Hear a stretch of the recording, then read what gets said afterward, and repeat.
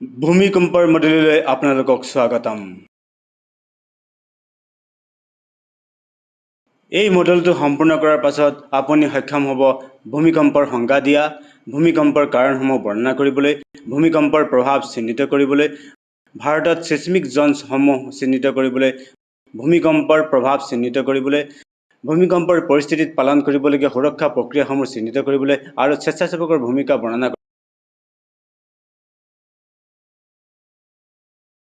নমস্কাৰ। এই মডেলটোত আমি ভূমিকম্প আৰু ভূমিকম্পৰ পৰা ৰক্ষা আৰু মিটিগেশ্যন কৰাৰ অভ্যাসসমূহৰ বিষয়ে আলোচনা কৰিম।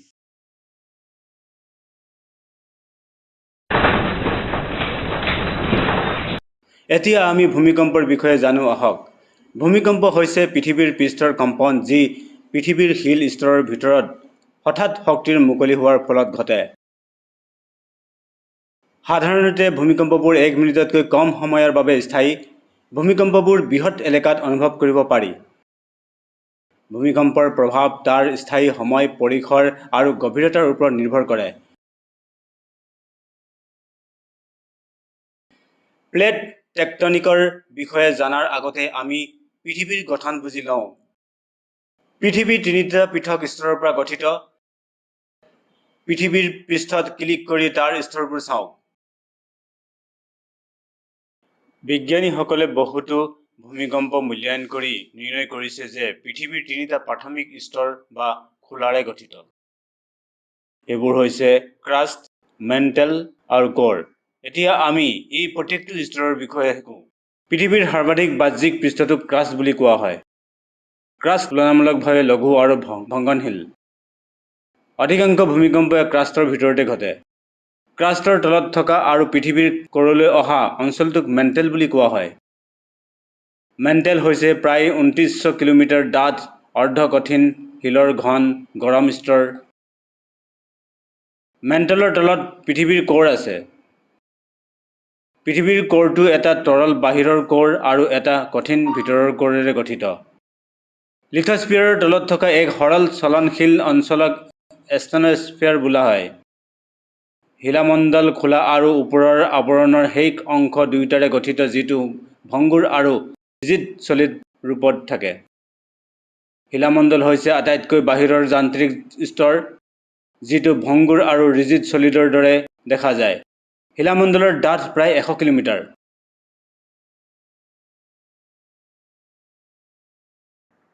এতিয়া প্লেট টেকটনিক কি জানো আহক। প্লেট টেকটনিক তত্ত্ব অনুসৰি পৃথিৱীৰ আটাইতকৈ বাহিৰৰ পৃষ্ঠভাগ 60 পৰা 200 কিলোমিটাৰ ডাঠ আৰু অধিক তৰল অঞ্চলৰ ওপৰত উপঙি থকা কঠিন প্লেটত ভাঙি যায়, ঠিক যেনেকৈ আইচবাৰ্গবোৰ সাগৰৰ ওপৰত ভাহি থাকে। ইয়াত 7টা প্ৰধান প্লেট, কেইবাটাও সৰু প্লেট যিবোৰ বছৰি কিছুমান পৃথিৱীৰ ভূপৃষ্ঠৰ তলত থকা অৰ্ধগলিত শিলৰ স্তৰৰ ওপৰত সৰকি যায়। প্লেট টেকটনিক তত্ত্ব বহুতো প্ৰমাণৰ দ্বাৰা সমৰ্থিত যিয়ে পৃথিৱীৰ খোলা আৰু ওপৰৰ মেণ্টেলক কেইবাখনো ডাঙৰ, পাতল, তুলনামূলকভাৱে কঠিন প্লেটৰ দ্বাৰা গঠিত বুলি বিবেচনা কৰে যিবোৰ ইটোৱে সিটোৰ সাপেক্ষে গতি কৰে। প্লেটবোৰ বিভিন্ন দিশত আৰু বেলেগ বেলেগ গতিত গতি কৰি থাকে। কেতিয়াবা প্লেটবোৰ আনৰ লগত ধক্কা মাৰে, আঁতৰ হয় বা আনক ঠেলি যায়। এই ঘটনা সংঘটিত হ'লে সাধাৰণতে ভূমিকম্পৰ সৃষ্টি হয়। এতিয়া প্লেট হিমাৱতৰ বিষয়ে জানো আহক। প্লেট হিমাৱতৰ 4টা প্ৰকাৰ আছে। তেওঁলোকৰ প্ৰত্যেকৰ বিষয়ে জানো আহক। ডাইভাৰজেণ্ট বাউণ্ডাৰীজ নতুন ক্ৰাছ সৃষ্টি হয় যেতিয়া প্লেটবোৰ আনৰ পৰা আঁতৰ হয়। কনভাৰ্জেণ্ট বাউণ্ডাৰী একে প্লেট আন এটি প্লেটৰ তলত সৰি পৰাৰ বাবে ক্ৰাছ ধ্বংস হয়। ট্ৰান্সফৰ্ম বাউণ্ডাৰীজ ইয়াত ক্ৰাছ উৎপন্ন নোহোৱা বা ধ্বংস নোহোৱা হয় কিয়নো প্লেটবোৰ অৱলম্বিতভাৱে আনৰ পৰা স্লাইড কৰে। প্লেট বাউণ্ডাৰী জ'নছ এই অঞ্চলসমূহৰ বিস্তৃত বেল্টৰ আকাৰত থাকে য'ত সীমাবদ্ধতা সঠিকভাৱে সুৰক্ষিত নহয় আৰু প্লেটৰ পৰস্পৰ প্ৰভাৱ স্পষ্ট নহয়। এতিয়া ভূমিকম্পৰ কাৰণসমূহৰ বিষয়ে জানো আহক। গতিকে প্লেটবোৰ সংকুচিত বা প্ৰসাৰিত হোৱাৰ লগে লগে বা ইটোৱে সিটোৰ কাষেৰে পিছলি যোৱাৰ লগে লগে ইহঁতৰ প্ৰান্তত বিশাল বলৰ সৃষ্টি হয়, যাৰ ফলত শিলবোৰ হিংস্ৰভাৱে গতি কৰে। ইয়াৰ ফলত ভূমিকম্পৰ সৃষ্টি হয়। প্লেটবোৰ গতি কৰাৰ লগে লগে সিহঁতে নিজৰ ওপৰত আৰু ইজনে সিজনৰ ওপৰত বল প্ৰয়োগ কৰে। যেতিয়া এই শক্তি যথেষ্ট ডাঙৰ হয় তেতিয়া ক্ৰাষ্ট ভাঙি যায়। ভাঙি পৰা ঘটনাত সেই চাপটো শক্তিৰূপে মুকলি হয়, যি পৃথিৱীৰ ভিতৰেদি লাহাৰ হিচাপে চলি যায়, যাক আমি ভূমিকম্প বুলি কওঁ। এতিয়া ফল্টৰ বিষয়ে জানো আহক। ফল্ট হ'ল পৃথিৱীৰ এনে এটা চাপৰ অঞ্চল য'ত ছিন্ন ভিন্ন শিলবোৰ ইটোৱে সিটোৰ কাষেৰে পিছলি পৃষ্ঠত বিচ্ছিন্নতা সৃষ্টি কৰে। মুখ্যভাৱে 4 ধৰণৰ ফল্ট বা ভ্ৰান্তি থাকে। সেইবোৰ হ'ল dip slip normal, dip slip reverse, strike slip আৰু অব্লিক স্লিপ। এতিয়া আমি ভূমিকম্প কেনেকৈ ঘটে সেয়া জানো আহক। প্লেটবোৰ দ্ৰুতগতিত ইটোৱে সিটোৰ কাষেৰে পিছলি গৈ ভূমিকম্পীয় ঢৌৰ সৃষ্টি কৰে আৰু মাটি কঁপি উঠে। পৃথিৱী কিছুমান স্তৰৰ পৰা গঠিত হৈছে। সেইবোৰ হ'ল ক্ৰাষ্ট, মেণ্টেল আৰু ক'ৰ। আপুনি দেখিছেনে যে খোলাটো কিমান পাতল? পৃথিৱীৰ বাকী স্তৰৰ তুলনাত খোলাটোৰ তলত এটা অৰ্ধগলিত মেগমাৰ তৰল মেণ্টেল স্তৰ, যিটোক ওপৰৰ মেণ্টেল আৰু তলৰ মেণ্টেলত একেলগে ভাগ কৰিব পাৰি। ওপৰৰ মেণ্টেল আৰু খোলাটোক সামূহিকভাৱে মেণ্টেলৰ তলৰ লিথোস্ফিয়াৰ বুলি জনা যায়। মেণ্টেলৰ তলত ক'ৰ থাকে, যিটোক বাহিৰৰ ক'ৰ আৰু ভিতৰৰ ক'ৰত বিভক্ত কৰিব পাৰি।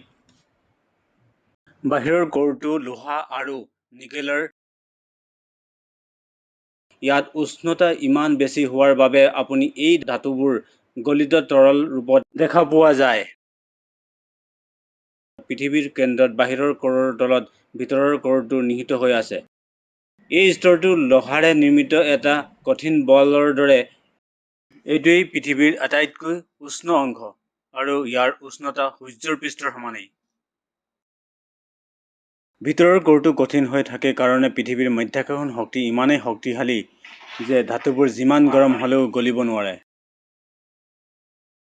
আপুনি যদি বিশ্বৰ মানচিত্ৰ এখন চায়, তেন্তে সহজেই ভাবিব যে পৃথিৱীখন সদায় এনেকৈ আছিল আৰু সদায় এনেকুৱাই হ'ব। কিন্তু বৰ্তমান পৃথিৱীৰ পৃষ্ঠভাগ এনেকুৱাই, কাৰণ ই সকলো সময়তে সলনি হৈ থাকে। কিন্তু বৰ্তমান পৃথিৱীৰ পৃষ্ঠভাগ এনেকুৱাই। পৃথিৱীৰ শিলামণ্ডলত বহুতো টেক্টনিক প্লেটত বিভক্ত হয়, যিবোৰ বেলেগ বেলেগ আকৃতিৰ আৰু আকাৰ হয়, কিন্তু জিগছ পাজলৰ দৰে টানকৈ ফিট হৈ যায়। হাতখন ডাঙৰ কি প্লেট আৰু কেইবাখনো সৰু প্লেট আছে, আৰু তাৰ ওপৰত আমাৰ ভূমি আৰু সাগৰবোৰ পৰি আছে। আপুনি জানেনে যে আমি যিবোৰ মহাদেশ এবাৰ চিনি পাওঁ, এই মহাদেশখনৰ অস্তিত্ব 335 মিলিয়ন বছৰৰ আগতেই আছিল আৰু আমি লাখ লাখ বছৰৰ ভিতৰত ইয়াক পাংগিয়া বুলি কোৱা হয়। টেক্টনিক প্লেটবোৰে মহাদেশবোৰক ধৰি ৰাখিছিল আৰু ইটোৱে সিটোৰ লগত খুন্দা মাৰি ঘূৰি ফুৰিছিল আৰু তাৰ পিছত ইয়াক আঁতৰাই পেলাইছিল। এই প্ৰক্ৰিয়াটোক প্লেট টেক্টনিক বুলি কোৱা হয়, যদিও কেতিয়াবা ইয়াক মহাদেশীয় বুলিও কোৱা হয়। আপুনি যদি ভালদৰে চায় তেন্তে আপুনি দেখিব যে মহাদেশসমূহৰ কিছুমান প্ৰান্তৰ দৰে শাৰী পাতি আছে, আফ্ৰিকা আৰু দক্ষিণ আমেৰিকা। বিভিন্ন মহাদেশত সাঁতোৰ বা উৰিব নোৱাৰা প্ৰাণীৰ জীৱাশ্ম থকা দেখা গৈছে, যিয়ে অধিক প্ৰমাণ প্ৰদান কৰে যে সকলো মহাদেশ পূৰ্বতে সংযুক্ত আছিল। গতিকে প্লেটবোৰে মহাদেশবোৰক য'ত আছে তালৈ লৈ যাবলৈ কেনেকৈ পৰিচালনা কৰিছিল?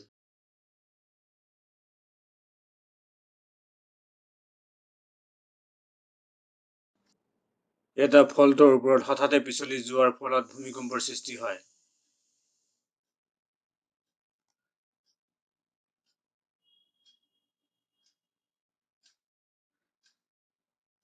এতিয়া ভূমিকম্পৰ লগত জড়িত মূল শব্দবোৰৰ পৰিচয় দিওঁ। প্ৰত্যেক শব্দৰ ওপৰত ক্লিক কৰি অধিক জানক। ফ'কাছ বা হাইপ'চেণ্টাৰ হৈছে ফল্টৰ ওপৰত থকা বিন্দুটো য'ৰ পৰা স্লিপ আৰম্ভ হয়। ভূগৰ্ভ কেন্দ্ৰ হৈছে ভূমিকম্পৰ উৎসৰ পৰা পোনে পোনে ওপৰত পৃথিৱীৰ পৃষ্ঠত থকা এটা বিন্দু। ভূমিকম্পৰ তৰংগ সৃষ্টি হয় যি ভূমিকম্পৰ দ্বাৰা ঢৌৰ দৰে যাত্ৰা কৰে, য'ত ই আটাইতকৈ শক্তিশালী। আহক আমি প্ৰাথমিক আৰু গৌণ তৰংগসমূহৰ বিষয়ে শিকো। সাধাৰণতে দুই প্ৰকাৰৰ ভূমিকম্পীয় তৰংগ থাকে, প্ৰাথমিক তৰংগ আৰু গৌণ তৰংগ। আহক আমি এই তৰংগসমূহৰ বিষয়ে জানো। পি ৱেভছ বা প্ৰাথমিক ৱেভছ হৈছে ছিছমোগ্ৰাফত সৰ্বপ্ৰথমে উপস্থিত হোৱা ৱেভছ। পি ৱেভ হৈছে আটাইতকৈ তীব্ৰ ভূকম্প ৱেভ আৰু ই কঠিন, তৰল বা গেছৰ মাজেৰে পাৰ হ'ব পাৰে। এইবোৰ পৃথিৱীৰ পৃষ্ঠৰ সৈতে 5-ৰ পৰা 8 কিলোমিটাৰ প্ৰতি ছেকেণ্ড গতিত যাত্ৰা কৰে। ইহঁতে যোৱা মাধ্যমটোত সংকোচন আৰু বিৰলতাৰ চাপ এৰি থৈ যায়। কুকুৰৰ দৰে কিছুমান বিশেষ প্ৰাণীয়ে ভূমিকম্পই খোলাত খুন্দা মৰাৰ বহু আগতে পি ঢৌ অনুভৱ কৰিব পাৰে। মানুহসকলে মাটিৰ পৃষ্ঠত ইয়াৰ প্ৰভাৱহে অনুভৱ কৰিব পাৰে। ছেকেণ্ডেৰী ৱেভছ হৈছে ভূমিকম্পৰ সময়ত দ্বিতীয় ৱেভছ হিচাপে উপস্থিত হোৱা ৱেভছ। এইবোৰ প্ৰাথমিক ৱেভছতকৈ অধিক ধীৰ গতিত চলে আৰু কেৱল কঠিন পদাৰ্থৰ মাজেৰে চলিব পাৰে। এইবোৰ প্ৰতি ছেকেণ্ডত 3-ৰ পৰা 4.8 কিলোমিটাৰ বেগেৰে যাত্ৰা কৰিব পাৰে। পৃথিৱীৰ স্তৰৰ মাজেৰে এছ তৰংগৰ ট্ৰেজেক্টৰী অধ্যয়ন কৰাৰ পিছতেই বিজ্ঞানীসকলে এই সিদ্ধান্তত উপনীত হ'বলৈ সক্ষম হয় যে পৃথিৱীৰ বাহিৰৰ ক'ৰটো তৰল। ভূমিকম্প কেতিয়া আৰু ক'ত হ'ব বা কিমান ডাঙৰ হ'ব সেই বিষয়ে সঠিকভাৱে ভৱিষ্যৱাণী কৰাটো বৰ্তমান সম্ভৱ নহয়। ভূমিকম্পৰ পূৰ্বাভাস দিব পৰা কোনো প্ৰযুক্তি এতিয়ালৈকে উলিওৱা হোৱা নাই, কিন্তু প্ৰাথমিক আৰু দ্বিতীয় ৱেভছৰ বেগৰ পাৰ্থক্যৰ ভিত্তিত কিছু সময়ৰ আগতে সতৰ্কতা লাভ কৰা সম্ভৱ। এনে তৰংগ ধৰা পেলাবলৈ থকা যন্ত্ৰবোৰে লগে লগে প্ৰাথমিক তৰংগ ধৰা পেলায়। ইতিমধ্যে ভূমিকম্প হৈছে আৰু কেইছেকেণ্ডমানৰ পিছত গৌণ তৰংগই ভূমিকম্পৰ কেন্দ্ৰৰ পৰা দূৰত্বৰ ওপৰত ভিত্তি কৰি সতৰ্কবাণী দিব পাৰে। এতিয়া আমি পৃথিৱীৰ ত্ৰুটি ৰেখাবোৰৰ বিষয়ে জানো। বিশ্বৰ ত্ৰুটি ৰেখাৰ মানচিত্ৰই পৃথিৱীৰ বিভিন্ন তল ত্ৰুটি ৰেখাবোৰৰ বিশদ চিত্ৰ প্ৰদান কৰে। পৃথিৱীখন অহৰহ গতিশীল হৈ থাকে, যাৰ বাবে শিলৰ গতি অবিৰতভাৱে চলি থাকে। শিলৰ এই গতিৰ ফলত ভাঙন বা বিচ্ছিন্নতাৰ সৃষ্টি হয়, যিটোক ফল্ট বুলি কোৱা হয়।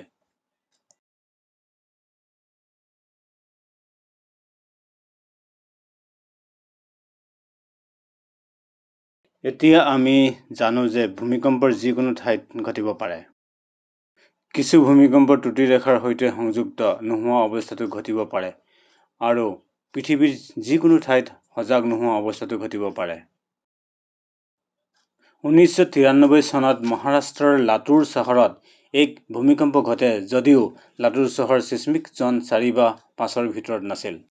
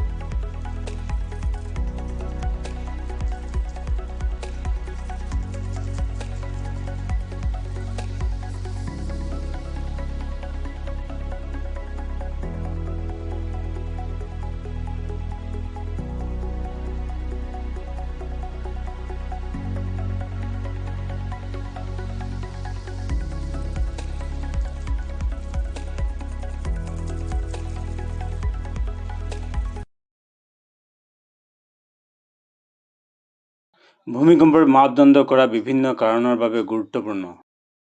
এটা মুখ্য কাৰণ হ'ল ভূমিকম্পৰ গভীৰতাৰ মাত্ৰা সন্দৰ্ভত বিস্তৃত তথ্য প্ৰদান কৰা। ভূমিকম্পৰ মাপৰ বিভিন্ন পদ্ধতি আছে, প্ৰথমে ছিস্মোগ্ৰাফৰ বিষয়ে জানো। ছিস্মোগ্ৰাফ হৈছে এটা যন্ত্ৰ যি ভূমিকম্পৰ তীব্ৰতা আৰু সময়কাল পৰিমাণৰ ৰেকৰ্ড কৰে।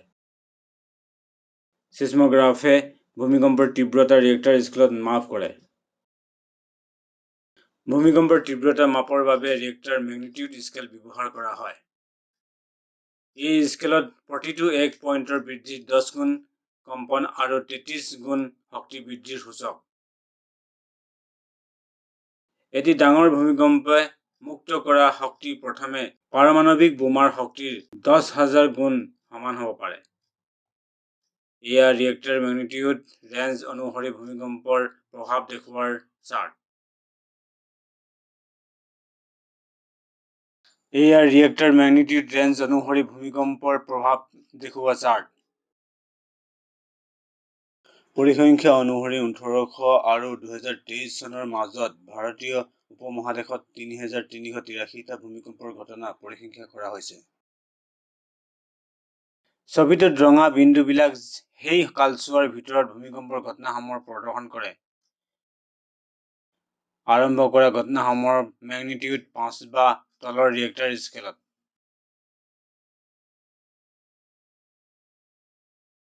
এতিয়া ভাৰতৰ চিস্মিক জ'নবোৰৰ বিষয়ে জানো আহক। বিশ্ব আৰু ভাৰতৰ অঞ্চলবোৰ ভূমিকম্পৰ প্ৰৱণতাক ভিত্তিত চিস্মিক জ'নবোৰত বিভক্ত কৰা হৈছে, য'ত জন 2 সৰ্বনিম্ন প্ৰৱণতা আৰু জন 5 সৰ্বাধিক প্ৰৱণতা প্ৰদৰ্শায়। যদিও ভূমিকম্পৰ তীব্ৰতাৰ ওপৰত নিৰ্ভৰ কৰি কিছুমান বিশেষ জন যেনে জন 5, 4, 3 আৰু 2 আছে, প্ৰত্যেক জনক ক্লিক কৰি তাৰ বিষয়ে অধিক জানক। জন 5 বুজায় যি অঞ্চলসমূহ অত্যন্ত বিপদজনক, ভূমিকম্পৰ প্ৰৱণ, যাৰ তীব্ৰতা 8 বা তাতকৈ অধিক। এই জনত হোৱা ভূমিকম্পই পূৰ্ণ আতংক আৰু উল্লেখযোগ্য ক্ষতিৰ সৃষ্টি কৰিব পাৰে। উত্তৰ-পূব ৰাজ্যসমূহ জম্মু আৰু কাশ্মীৰ, হিমাচল প্ৰদেশ, গুজৰাট, বিহাৰ, উত্তৰাখণ্ড, আন্দামান আৰু নিকোবৰ দ্বীপসমূহ এই জনত আহে। জন 5ৰ ভিতৰত বিহাৰ ভূমিকম্প 1934, যাৰ তীব্ৰতা 8 আছিল, সেয়া হৈছে এক প্ৰধান ঘটনাৰ পৰা এটা। এই জনত হোৱা ভূমিকম্পত বিল্ডিংসমূহ আংশিক বা সম্পূৰ্ণভাৱে ধ্বংস হয়। ভূমিকম্পৰ সময়ত ৰেলপথ বেঁকা হৈ যায়, ৰাস্তা ক্ষতিগ্ৰস্ত হয়, মাটি ফাটে আৰু ভূমিৰ তলত থকা নলসমূহ ভাঙে। ভূমিস্খলন, শিলৰ পতন, বোকাৰ প্ৰৱাহ ঘটে। সাগৰৰ পানীত ডাঙৰ ঢৌৰ উৎপন্ন হয়। জন 4ত সেই অঞ্চলসমূহক উল্লেখ কৰে য'ত অত্যন্ত উচ্চ বিপদ থকা 7.9 মেগনিটিউড পৰ্যন্ত তীব্ৰ ভূমিকম্প থাকে। এই অঞ্চলবোৰ শক্তিশালী ভূমিকম্পৰ পৰা বিপদাপন্ন, যিয়ে অধিক পেনিকৰ সৃষ্টি কৰে। জম্মু আৰু কাশ্মীৰ, হিমাচল প্ৰদেশ, উত্তৰাখণ্ড, বিহাৰ, দিল্লী, পশ্চিম বংগ, হাৰিয়ানা, পঞ্জাৱ, ছিকিম, গুজৰাট, মহাৰাষ্ট্ৰ আৰু লক্ষাদ্বীপ এই অঞ্চলৰ অন্তৰ্ভুক্ত।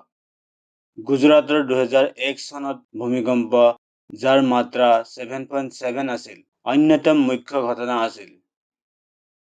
এই ধৰণৰ ভূমিকম্প ভালকৈ ডিজাইন কৰা বা নিৰ্মাণ কৰা গাঁথনি বা অট্টালিকাত মধ্যম পৰিমাণৰ ক্ষতি সাধন কৰে, আৰু দুৰ্বলভাৱে নিৰ্মিত গাঁথনি বেছি ক্ষতিগ্ৰস্ত হয়। আন প্ৰভাৱো হ'ব পাৰে ঠেক ঢালত ভূমিস্খলন আৰু মাটিৰ ফাট।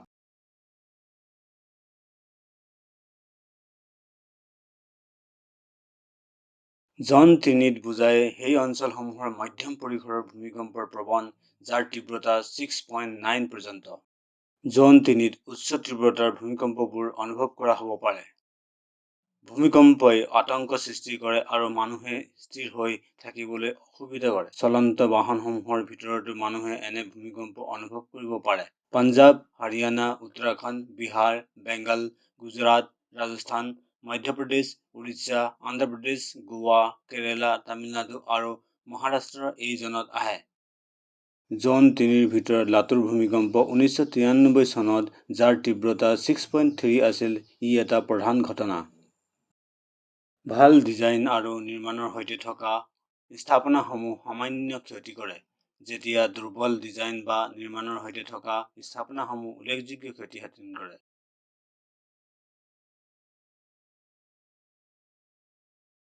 জন 2ত সেই অঞ্চলসমূহ অন্তৰ্ভুক্ত হয় য'ত 4.9 পৰ্যন্তৰ মাত্ৰা ভূমিকম্পীয় ব্যাঘাতৰ হয়। এই অঞ্চলসমূহ ভূমিকম্পৰ বাবে বিপদাপন্ন, যি সকলোৱে অনুভৱ কৰিব পাৰে আৰু যিয়ে মানুহক আতংকিত কৰিব। এনেধৰণৰ ভূমিকম্পত থাল, বাতি আৰু কাঁচৰ বস্তু ভাঙি পৰে, কিতাপসমূহ সৰি পৰে আৰু বেছি ওজনৰ ফাৰ্নিচাৰ স্থানান্তৰিত হয়। ৰাজস্থান, উত্তৰ প্ৰদেশ, গুজৰাট, হাৰিয়ানা, মধ্যপ্ৰদেশ, মহাৰাষ্ট্ৰ, উৰিষ্যা, অন্ধ্ৰপ্ৰদেশ, তেলেংগানা, কৰ্ণাটক আৰু তামিলনাডু এই জোনত আহে। জন 2ৰ ভিতৰত ৰাজস্থানৰ ভূমিকম্প 2006, যাৰ তীব্ৰতা 4.0 আছিল, ই এটা প্ৰধান ঘটনা। কিছু পৰিমাণৰ প্লাষ্টাৰ খহি যোৱা আৰু কিছু পৰিমাণৰ স্থাপনা ক্ষতি দেখা যায়।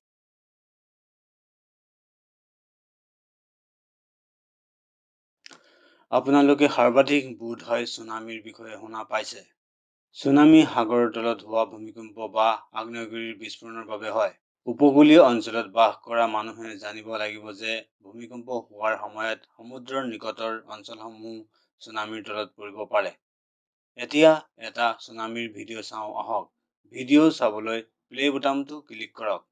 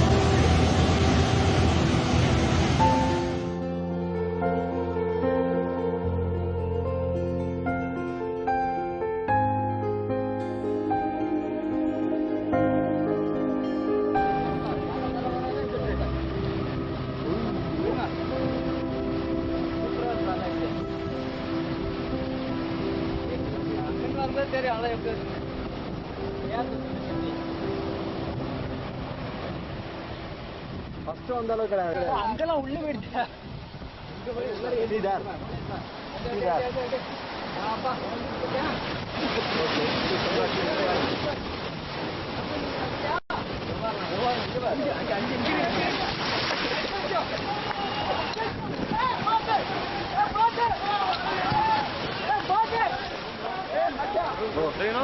Yeah. Room number 110.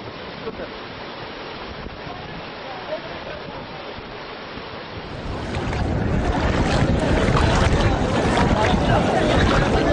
புரட்டி இருக்கும் இல்லை புரட்டி தான் தூங்கிருக்கு எப்படி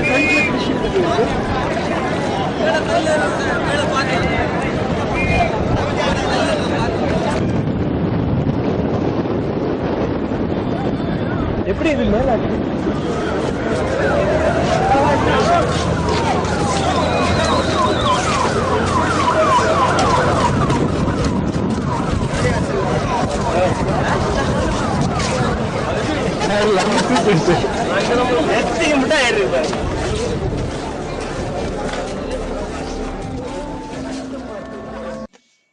চেন্নাই অঞ্চলত হোৱা ক্ষতি অত্যাধিক আছিল, যাৰ পৰিমাণ বিলিয়ন ডলাৰৰ সমান।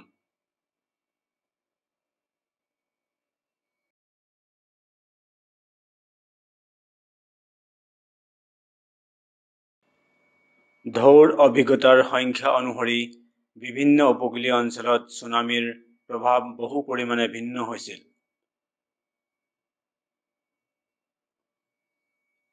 জলমগ্ন হোৱা, দূৰত্ব আৰু ঢৌৰ উচ্চতা, অঞ্চলৰ জনসংখ্যাৰ ঘনত্ব আৰু টপোগ্ৰাফিক আৰু ভূগোলীয় বৈশিষ্ট্যৰ ওপৰত নিৰ্ভৰ কৰিছিল।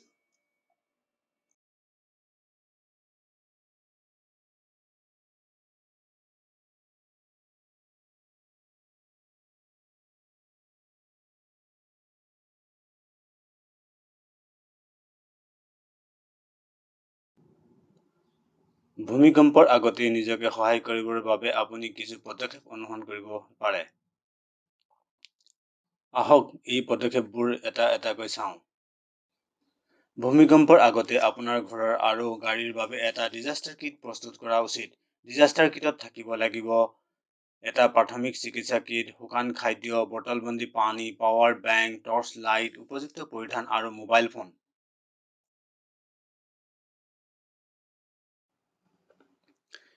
এতিয়া ভূমিকম্পৰ সময়ত কিছুমান সুৰক্ষা প্ৰক্ৰিয়া আলোচনা কৰোঁ। এটা পৰিস্থিতি বিবেচনা কৰক। যদি আপুনি ঘৰতে আছে আৰু আচলতে এটা শক্তিশালী কম্পন অনুভৱ কৰে, সেই সময়ত আপুনি কি কৰিব?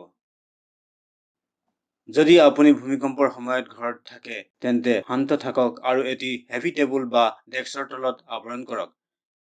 গ্লাছ, উইণ্ডোজৰ পৰা বা যিকোনো বস্তুৰ পৰা আঁতৰত থাকক, যেনে বুকেজ। মাত্ৰ কিছুমান পদক্ষেপৰে আপুনি সুৰক্ষিত স্থানলৈ যাওক। ভূমিকম্পৰ সময়ত আপুনি কৰা উচিত এটা নিৰাপদ স্থান বাছি যি শক্তিশালী ফাৰ্নিচাৰৰ তলত হ'ব পাৰে, যেনে টেবুল বা ডেস্কৰ তলত, য'ত কোনো ধৰণৰ আপোনাৰ ওপৰত নপৰে। ড্ৰপ কভাৰ আৰু হল্ড অনৰ অভ্যাস কৰক। মজবুত কোনো বস্তুৰ তলত বহি পৰক। আঁকোৱালি ধৰক আৰু নিজৰ চকুক সুৰক্ষিত ৰাখিবলৈ সন্মুখখন বাহুত টান কৰি ৰাখক। এতিয়া দ্বিতীয় পৰিস্থিতিটো বিবেচনা কৰক। ভূমিকম্পৰ ফলত গেছৰ পাইপ ফাটিব পাৰে, যাৰ ফলত বিপজ্জনক গেছৰ সৃষ্টি হ'ব পাৰে। আৰু এই গেছৰ ফলত অগ্নি অথবা বিস্ফোৰণ ঘটিব পাৰে। যদি আপুনি ঘৰতে আছে আৰু গেছৰ গন্ধ অনুভৱ কৰে বা হিচিকাৰ বা ব্লোয়িং শব্দ শুনে, তেন্তে সেই সময়ত আপুনি কি কৰিব? এখন খিৰিকী খুলি তৎক্ষণাত ঘৰৰ পৰা বাহিৰলৈ ওলাই যাওক। সুনিশ্চিত কৰক যে আপুনি জোতা পৰিধান কৰিছে, কাৰণ মাটিত আৰু আপোনাৰ ঘৰত ভঙা কাঁচৰ টুকুৰা থাকিব পাৰে। আহক আগন্তুক পৰিস্থিতিটো আলোচনা কৰোঁ। ধৰক আপুনি এটা জনসমাগমৰ মাজত আছে আৰু হঠাতে মাটিত তীব্ৰ কম্পন অনুভৱ কৰে। সেই সময়ত আপুনি কি কৰিব লাগে? আপুনি দৰজাৰ পৰা সোনকালে বাহিৰলৈ যাব নালাগে। তাৰ পৰিৱৰ্তে ওজনৰ কোনো মজবুত বস্তুৰ তলত আশ্ৰয় লওক আৰু যিবোৰ বস্তু আপোনাৰ ওপৰত পৰিব পাৰে তেনেধৰণৰ বস্তুৰ পৰা দূৰত থাকক। সকলোতকৈ গুৰুত্বপূৰ্ণ হৈছে যে ভূমিকম্পৰ সময়ত এলিভেটৰ ব্যৱহাৰ নকৰিব। এতিয়া চতুৰ্থ পৰিস্থিতিটোৰ বিবেচনা কৰোঁ আহক। যেতিয়া আপুনি ঘৰৰ বাহিৰত থাকে, ধৰি লওক আপুনি বাহিৰত এটা অট্টালিকাৰ কাষত থিয় হৈ আছে আৰু হঠাতে মাটি জোৰকৈ কঁপিবলৈ আৰম্ভ কৰে। সেই মুহূৰ্তত আপুনি কি কৰিব লাগে? প্ৰথমে বিল্ডিং, ৰাস্তাৰ পোহৰ আৰু ইউটিলিটি ৱায়াৰৰ পৰা আঁতৰক আৰু খোলা স্থানৰ ফালে আগবাঢ়ক। পঞ্চমটো পৰিস্থিতি এতিয়া আপোনাৰ বাবে। ধৰি লওক আপুনি এটা চলন্ত বাহনত আছে আৰু হঠাতে ভূমিকম্প অনুভৱ কৰে। সেই সময়ত কি কৰিব লাগিব? আপুনি তৎক্ষণাত গাড়ী বন্ধ কৰক আৰু বাহনৰ ভিতৰতে থাকক। ব্ৰিজ আৰু টানেলৰ কাষত গাড়ী চলাব নালাগে। শেষত আপোনাৰ গাড়ী বিদ্যুতৰ শাৰী, চিহ্নৰ খুঁটি, গছ বা লাইটৰ খুঁটিৰ কাষত নাৰাখিব। এতিয়া ষষ্ঠ পৰিস্থিতিৰ চাওঁ আহক। ধৰি লওক আপুনি এটা বহুতলীয়া অট্টালিকাত আছে। যেতিয়া ভূমিকম্প হয়, সেই সময়ত আপুনি কি কৰিব লাগে? খিৰিকীৰ আৰু বাহিৰৰ দেৱালৰ পৰা আঁতৰত হওক। বিল্ডিঙৰ পৰা বাহিৰলৈ ওলাই যাওক। এলিভেটৰ ব্যৱহাৰ নকৰিব। বিদ্যুৎ যাব পাৰে। আপাতকালীন এক্সিট ব্যৱহাৰ কৰক। যদি আপুনি বন্ধ হৈ পৰে, শান্ত থাকক। গাঁথনিৰ কঠিন বা ধাতুৰ অংশত শব্দ কৰি লোকৰ মনোযোগ আকৰ্ষণ কৰিবলৈ চেষ্টা কৰক।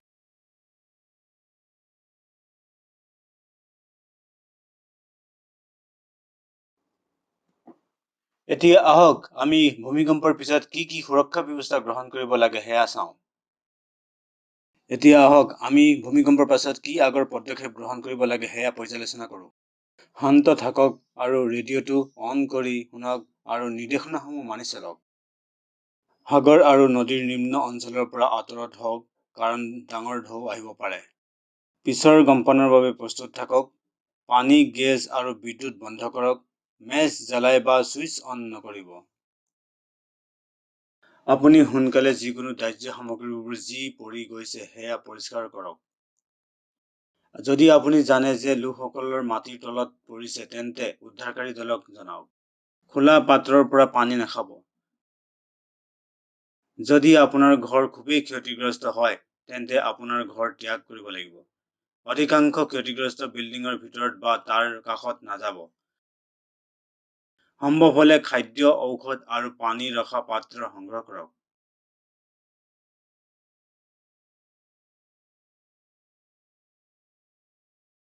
আপদ আৰু বিপদৰ সময়ত যেনে ভূমিকম্প আৰু তাৰ পিছত স্বেচ্ছাসেৱকসকলে সহায় আৰু আৰ্থিক সাহায্যৰ কাৰ্যত সক্ৰিয় হৈ পৰে।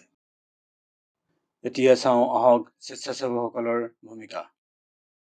স্বেচ্ছাসেৱকসকলে বিভিন্ন কাৰ্য সম্পাদন কৰে যেনে পীড়িতসকলক উদ্ধাৰ কৰা, প্ৰাথমিক চিকিৎসা, অগ্নি প্ৰতিক্ৰিয়া, সাহায্য শিবিৰ পৰিচালনা, সাহায্য সামগ্ৰী বিতৰণ, ধ্বংসাৱশেষৰ চাফ কৰা আৰু জন্তুৰ যতন কৰা।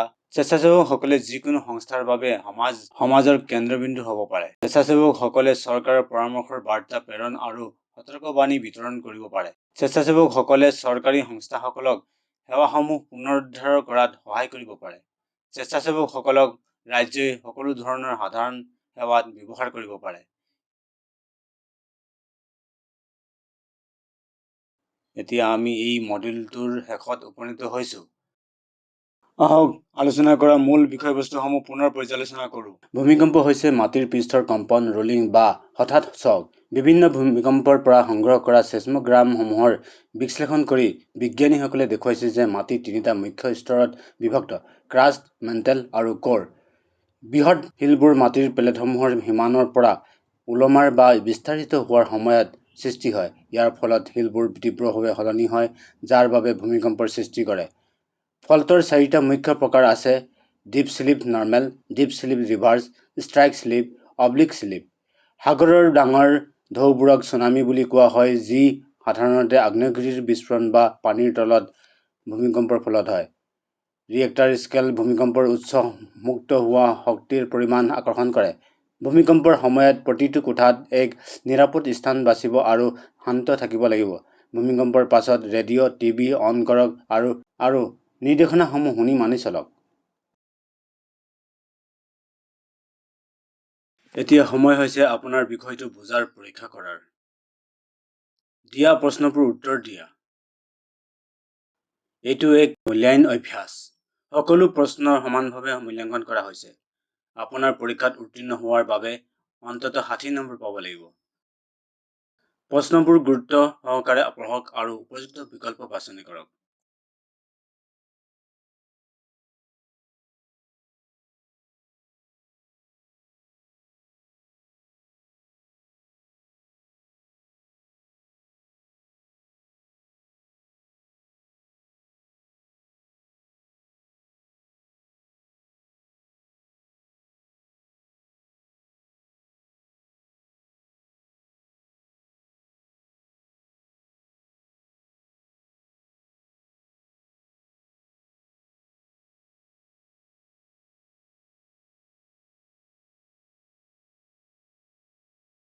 অভিনন্দন।